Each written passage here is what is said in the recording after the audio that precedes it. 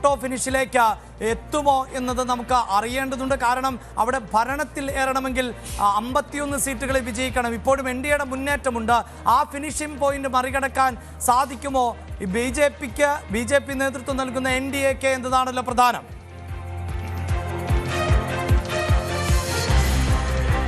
തീർച്ചയായിട്ടും അതിനാണ് ആ കണക്കാണ് ഏറ്റവും പ്രധാനം. ആ മാജിക്കൽ ഫിഗർ 51 എത്താൻ എൻഡിഎ കഴിയുമ്പോൾ, പക്ഷേ അങ്ങനെ എത്തിയില്ലെങ്കിൽ പോലും ഭരണം ഏറെക്കുറെ ഉറപ്പിക്കുകയാണ്. തലസ്ഥാന നഗര ഭരണം പിടിക്കുകയാണ് ബി ജെ പിയുടെ പ്രധാന നേതാക്കളൊക്കെ പറഞ്ഞതുപോലെ തന്നെ. ഇപ്പോൾ 43 സീറ്റ് എത്തുമ്പോൾ സ്വാഭാവികമായും ബി ജെ പിക്ക് അവർ ഏറ്റവും വലിയ ഒറ്റക്കക്ഷിയായി മാറും.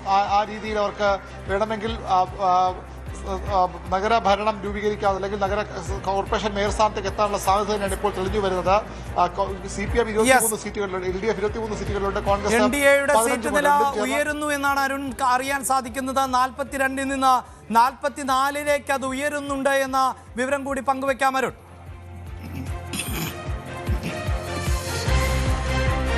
തീർച്ചയായിട്ടും അത് തന്നെയാണ് സൂചിപ്പിക്കുന്നത്. 50-നോടടുക്കം ഏതായാലും ഒറ്റയ്ക്ക് തന്നെ ബി ജെ പിക്ക് 50-നോടടുത്ത് സീറ്റുകളിൽ വിജയിക്കാം. അതായത് അനായാസം 45 സീറ്റ് ഉള്ളപ്പോഴാണ് VK പ്രശാന്ത് തിരുവനന്തപുരം നഗരത്തിന്റെ മേയറായത്. അങ്ങനെ നോക്കുമ്പോൾ സ്വാഭാവികമായും ഇവിടെ ബി ജെ പിക്ക് 2 സ്വതന്ത്രന്മാർ കൂടി നിർണായകമാണ് ഇനിയുള്ള കണക്കുകളിൽ. ഏതായാലും ബി ജെ പി 50-നോട് അടുക്കുന്നു എന്ന് തന്നെ പറയാൻ. ഒരുപക്ഷെ 50-ന് മുകളിലേക്ക് അവർ പറഞ്ഞതുപോലെ 50-55 സീറ്റ് വരെ എത്താം എന്ന ഒരു തരത്തിലേക്കാണ് ബി ജെ പി നീങ്ങുന്നത്. ഈ CPM പ്രതീക്ഷ കൈവിട്ട മട്ടാണ്. CPM പ്രധാനപ്പെട്ട നേതാക്കളുമായി സംസാരിക്കുമ്പോഴൊക്കെ ഇനിയൊരു തിരിച്ചുവരവ് അസാധ്യം എന്നൊരു സൂചനയാണ് അവർ നൽകുന്നത്. അങ്ങനെയെങ്കിൽ സുരേഷ് ഗോപി പറഞ്ഞതുപോലെ നേരത്തെ തിരുവനന്തപുരം ആ തിലകം കുങ്കുമവർണ്ണത്തിലെ തിലകം തന്നെയാകും തിരുവനന്തപുരം അണിയാൻ പോകുന്നത്. ആ രീതിയിലേക്കാണ് കാര്യങ്ങൾ പോകുന്നത്. ബി ജെ പിയുടെ മേയർ പ്രധാനമന്ത്രിയെ സ്വീകരിക്കും. 40 ദിവസത്തിനുള്ളിൽ പ്രധാനമന്ത്രി വന്ന് തിരുവനന്തപുരം നഗരത്തിന്റെ മുഖച്ഛായ മാറ്റുന്ന പദ്ധതികൾ പ്രഖ്യാപിക്കുമെന്ന ഒരു വലിയ വാഗ്ദാനമാണ്, അവകാശവാദമാണ് ബി ജെ പി ഉന്നയിച്ചത്, മുന്നോട്ട് വച്ചത്. ഏതാണ്ട് അതിനടുത്തോട്ട് കാര്യങ്ങൾ എത്തുന്നു എന്ന് തന്നെ പറയണം. ഇനിയൊരു തിരിച്ചുവരവ് ഇവിടെ ഇടതുമുന്നണിക്ക് ഈ തെരഞ്ഞെടുപ്പിൽ ഉണ്ടാകുമെന്ന് പറയാൻ വയ്യ. ആ രീതിയിലുള്ള ഒരു മുന്നേറ്റം എൻഡിഎ ഉണ്ടാക്കിക്കഴിഞ്ഞു. ഒരുപക്ഷെ ഏറ്റവും വലിയ ഒറ്റകക്ഷിയായോ അത് മറികടന്നുകൊണ്ട് 51 എന്ന മാജിക്കൽ ഫിഗറിലേക്കോ ബി ജെ പി എത്തിയാൽ അത്ഭുതപ്പെടാനില്ല ഇപ്പോഴത്തെ കണക്കുകൾ വെച്ച്. തീർച്ചയായിട്ടും തൃശൂരിൽ ക്ഷീണിച്ചാലും പാലക്കാട് ക്ഷീണിച്ചാലും തലസ്ഥാനം ബി ജെ പിയുടെ തിലകമാക്കാൻ എൻഡിഎക്ക് കഴിഞ്ഞാൽ അത് വലിയ വിഷയം തന്നെയായിരിക്കും. പ്രധാനമന്ത്രി നരേന്ദ്രമോദി വരുമ്പോൾ ബി ജെ പിയുടെ മേയർ, തലസ്ഥാനത്തെ മേയർ പ്രധാനമന്ത്രിയെ സ്വീകരിക്കുന്ന ഒരു കാഴ്ചയിലേക്കാണ് പോകുന്നതെങ്കിൽ അത് അടുത്ത തിരഞ്ഞെടുപ്പിന് മുൻപ് ബി ജെ പിക്ക് നൽകുന്ന ആത്മവിശ്വാസം ചെറുതായിരിക്കുകയില്ല എന്നുള്ള കാര്യത്തിൽ യാതൊരു തർക്കവുമില്ല. പാലക്കാട് ക്ഷീണം അങ്ങനെ മറക്കാം, തൃശൂരിൽ നടത്തിയ വാദങ്ങളുടെ ക്ഷീണം ആ തരത്തിൽ മറക്കാം, പന്തളം നഗരസഭ വിട്ടതും വിടാം. പക്ഷേ തലസ്ഥാന നഗരത്തിൽ തലസ്ഥാന നഗരി കൈപ്പിടിയിൽ ഒതുക്കാൻ ബി ജെ പിക്ക് കഴിയുമ്പോൾ ഏതാണ്ട് അഭിലാഷ് അരുൺ പറഞ്ഞതനുസരിച്ചാണെങ്കിൽ ഇനി LDF UDF ഏതെങ്കിലും തരത്തിലുള്ള ഒരു നീക്കുപോക്കൊന്നും ഇതിനകത്ത് ഇനി ചർച്ച ചെയ്യേണ്ട രീതിയിലേക്ക് കാര്യങ്ങൾ പോകുന്നില്ല എന്ന് വേണമോ മനസ്സിലാക്കാൻ? CPM ആ പ്രതീക്ഷ കൈവിട്ടിരിക്കുന്നു എന്നുകൂടിയുള്ള കാര്യങ്ങളൊക്കെയാണല്ലോ. ഇനി ഫലമറിയാൻ നിരവധി സീറ്റുകളുണ്ട്. 20-ലേറെ ഡിവിഷനുകളുടെ ഫലം ഇനിയും പുറത്തു വരാനുണ്ട് എന്നത് തന്നെയാണ് തലസ്ഥാന നഗരത്തെ ശ്രദ്ധാകേന്ദ്രമാക്കുന്നത്.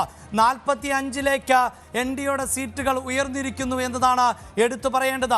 അതായത് 6 സീറ്റുകളിൽ കൂടി എൻഡിഎ വിജയിക്കുകയാണ് എങ്കിൽ, ഇപ്പോൾ 45 സീറ്റുകളിൽ വിജയിക്കുകയോ മുന്നിട്ട് നിൽക്കുകയോ ചെയ്യുന്ന എൻഡിഎക്ക് 6 സീറ്റുകളിൽ കൂടി ആ മേൽക്കൈ തുടരാനായാൽ അത് ചരിത്രം പിറക്കുന്ന നിമിഷമായി മാറും എന്നതിൽ തർക്കമില്ല. തിരുവനന്തപുരം കോർപ്പറേഷൻ അങ്ങനെ എൻഡിഎക്ക് അധികാരത്തിലേറാൻ പറ്റുന്ന സാഹചര്യമാണ് സൃഷ്ടിക്കപ്പെടാൻ പോകുന്നത്. പക്ഷേ ആവർത്തിച്ചു പറയുന്നു, ആ ഫിനിഷിംഗ് പോയിന്റിലേക്ക് എൻഡിഎ എത്തുമോ എന്നതിൽ നമുക്ക് വ്യക്തതയില്ല. അതിനുവേണ്ടിയുള്ള പോരാട്ടം തന്നെയായിരുന്നു എൻഡിഎ നടത്തിക്കൊണ്ടിരുന്നത്.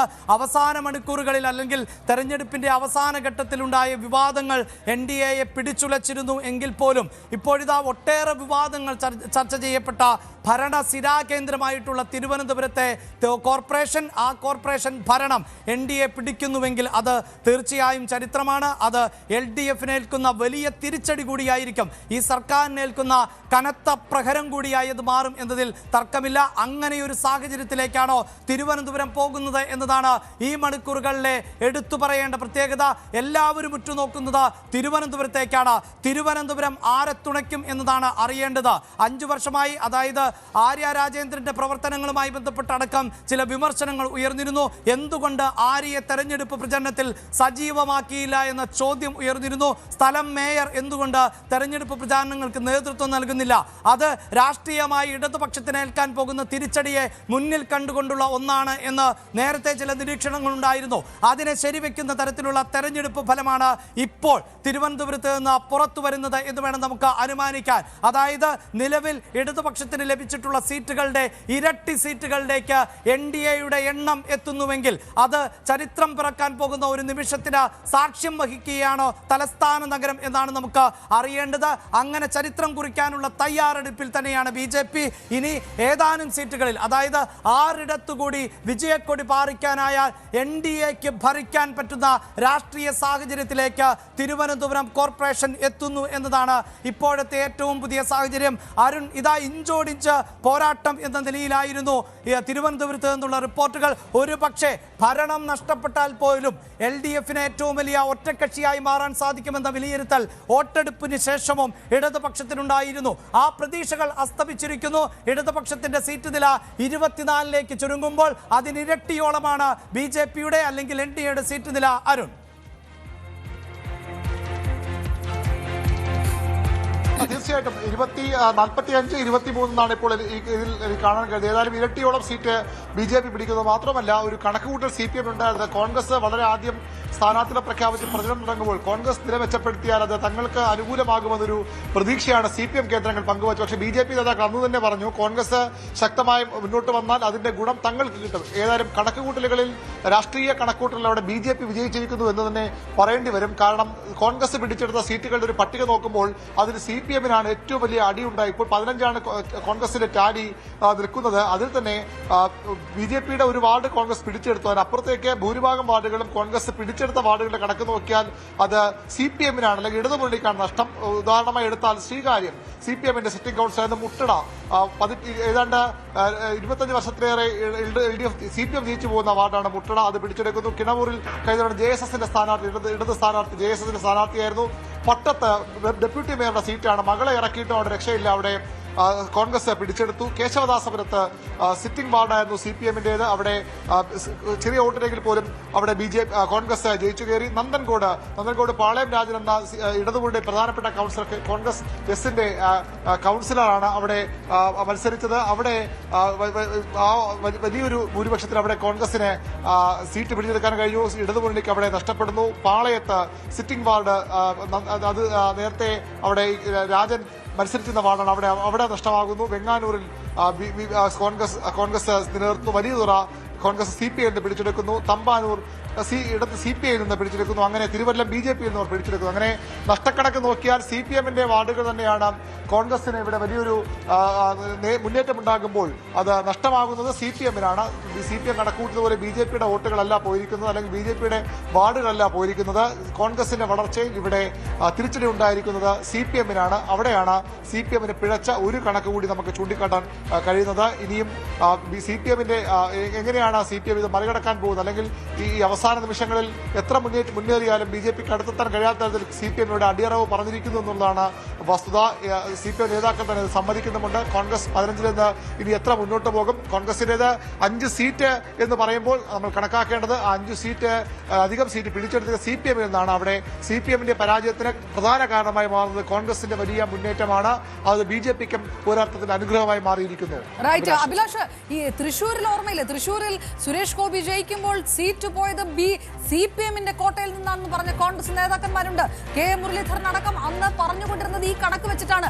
ഇനി ഇത് ഒന്നുകൂടെ ആവർത്തിച്ചു പറയും, തലസ്ഥാനത്ത് എന്താണ് സംഭവിച്ചത്, അത് UDFനല്ല, UDFന്റെ കാലിന്റെ അടിയിലെ മണ്ണല്ല ചോർന്നിരിക്കുന്നത് എന്ന് പറയാൻ തന്നെ പ്രതിപക്ഷത്തിന് അത് എളുപ്പമാണ്. തലസ്ഥാനത്ത് NDA കോർപ്പറേഷൻ ഭരണത്തിന് തൊട്ടരികെ വരുമ്പോൾ മറ്റ് നഗരസഭകൾ നോക്കുമ്പോൾ ഇതാ UDF തരംഗം. മഞ്ചേരി നഗരസഭയിൽ UDF ഭരണം നിലനിർത്തിയിരിക്കുന്നു. അതേസമയം ശബരിമല സ്ഥിതി ചെയ്യുന്ന പെരുന്നാട് ഗ്രാമപഞ്ചായത്തിൽ LDFന് ഭരണ തുടർച്ച നേടാൻ കഴിഞ്ഞിട്ടുണ്ട് എന്നൊരു സാഹചര്യമുണ്ട്. കോട്ടയം നഗരസഭ പക്ഷേ UDF നിലനിർത്തുന്ന സാഹചര്യം.